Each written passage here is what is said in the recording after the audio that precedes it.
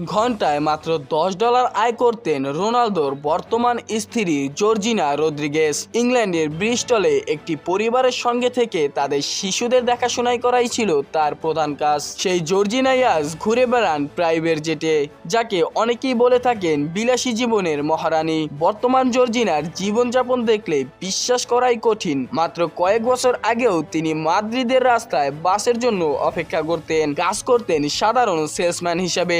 লন্ডনে থাকার সময় একটি ছোট্ট স্টোরেজ রুমে থাকতেন, যেখানে গরম বা ঠান্ডা নিয়ন্ত্রণের ব্যবস্থাও ছিল না। 2016 সালে মাদ্রিদের একটি নামি ব্র্যান্ডের স্টোরে কাজ শুরু করেন জর্জিনা। সেখানেই এক বৃষ্টি ভেজা বিকেলে বদলে যায় তার জীবন। কাজ শেষে বের হওয়ার সময় হঠাৎ করেই দেখা হয়ে যায় ফুটবল তারকা ক্রিস্টিয়ানো রোনালদোর সঙ্গে।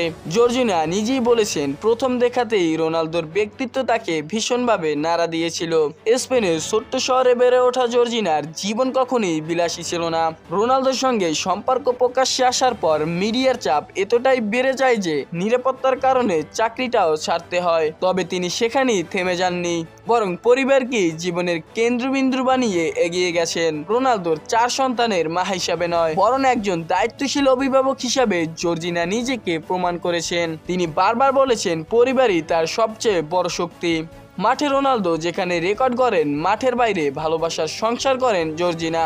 বর্তমানে তিনি শুধু একজন ফুটবল তারকার সঙ্গী নন, বরং নিজ পরিচয়ে একজন সফল নারী। তার Netflix series I am Georgina বিশ্বজুড়ে জনপ্রিয়তা পেয়েছে।